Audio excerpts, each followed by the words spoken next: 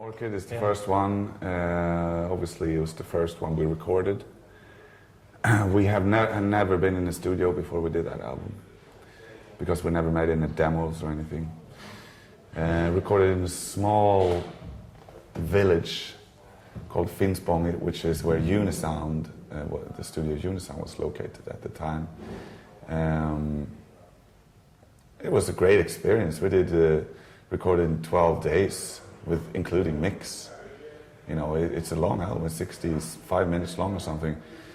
Complicated songs, and you know, to record and mix in 12 days, that's quite insane. And how do you, the songs, how do you look back on the songs? Well, some of those songs date back to the very first days of Opeth, you know.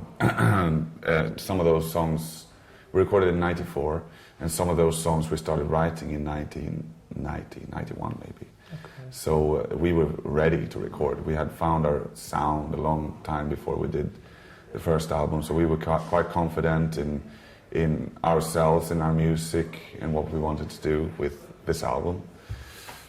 So it was quite easy to record. We just did the songs we've been rehearsing for years and years. So it was very easy to record, and I guess that's why it went so quickly. Yeah, you said 12 days. Yeah. So, but it was a great experience, and it was released, and at the time, I guess nobody really knew what to make out of this band, because it was quite different to what everybody else was doing at the time. We were on a small label called Candlelight Records, and just had high hopes, basically. Didn't do anything, really. No. Didn't sell much, and no tours or anything. And then we did Morningrise 2 years later, because the first album was delayed for a year or something. It came out in '95. Yeah, it came out, but okay. Yeah. And it was recorded in '94. And Morningrise we did in Unisound, and by that time he relocated to a town called Örebro, which is actually where we recorded this new album, but in a different studio. At the time we had a stable lineup, because the bass player that was in the first album, he was just a session musician at the time, but when we did Morningrise he had joined, so we were a full band. And we were quite pretentious in those days. We brought a lute to recording, I remember. And we played lots of chess. Chess? We thought of ourselves as very intelligent. Intelligent people. I read poetry, and you know, I don't know what we were aiming at really, but we just, you know, I guess we wanted to be a bit different, you know. But did you feel different then, or did you pretend to be different? No, we were different. Yeah? We've always been different, and we were different then as well. And that's why I can say without being embarrassed that we were pretentious, because I know that we were quite unique. Okay. But we have big heads. And the songs, how you look back on them? I can't remember. Some old songs on there too. The long track, Black Rose Immortal, is a 20-minute song that was on the album that we've been working with for years.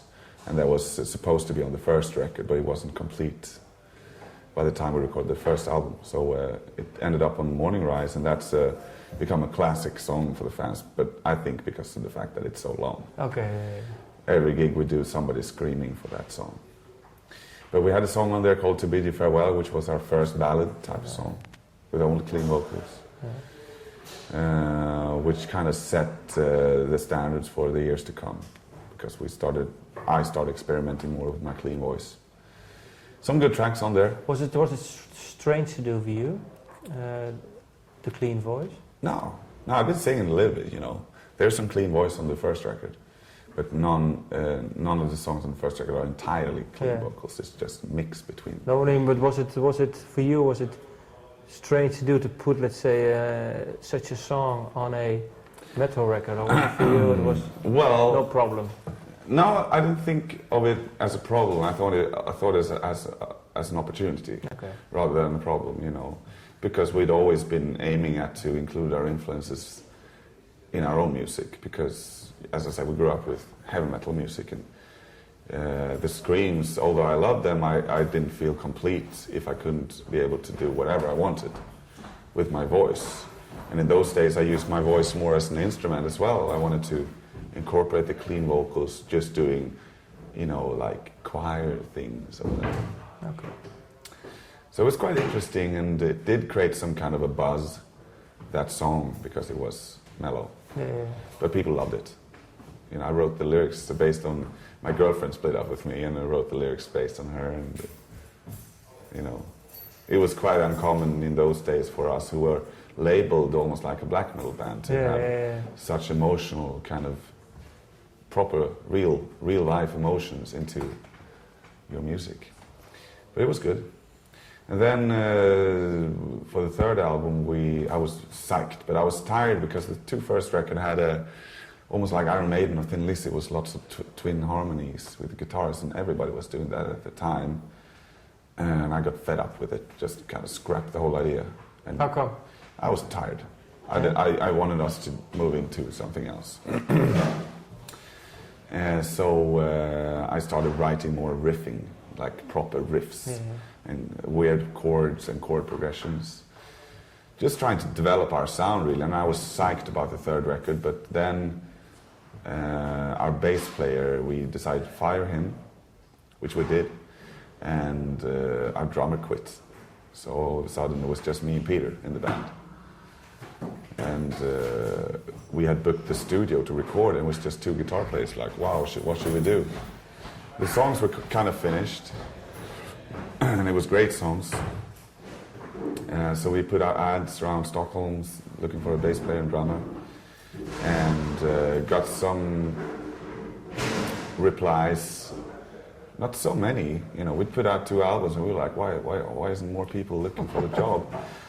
Turns out that Martin Lopez and Mendes, who are in the band now, they're the ones who got the job, but they just tore down all the notes they saw. Yeah, because they were fans of Opeth. Yeah, they were fans, and they moved from Uruguay to Stockholm just to be in a metal band.